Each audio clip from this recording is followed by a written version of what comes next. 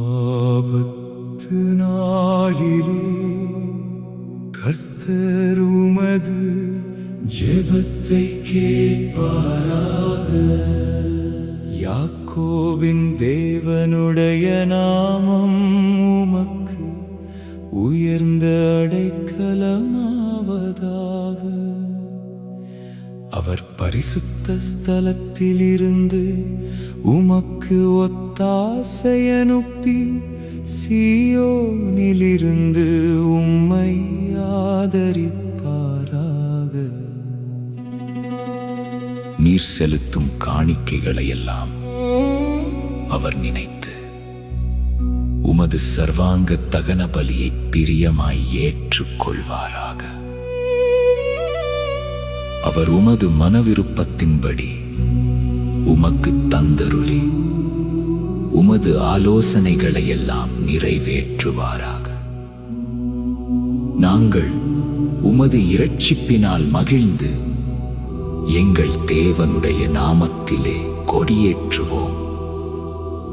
உமது வேண்டுதல்களை எல்லாம் கர்த்தர் நிறைவேற்றுவாராக. கர்த்தர் தாம் அபிஷேகம் பண்ணினவரை இரட்சிக்கிறார் என்பதை இப்பொழுது அறிந்திருக்கிறேன்.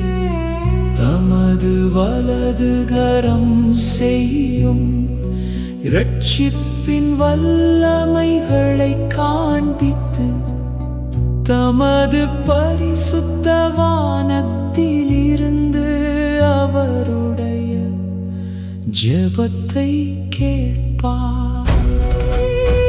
சிலர் இரதங்களை குறித்தும் சிலர் குதிரைகளை குறித்தும் மேன்மை பாராட்டுகிறார்கள்.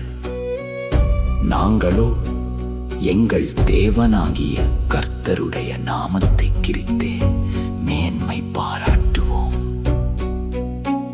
அவர்கள் முறிந்து விழுந்தார்கள், நாங்களோ எழுந்து நிமிர்ந்து நிற்கிறோம்.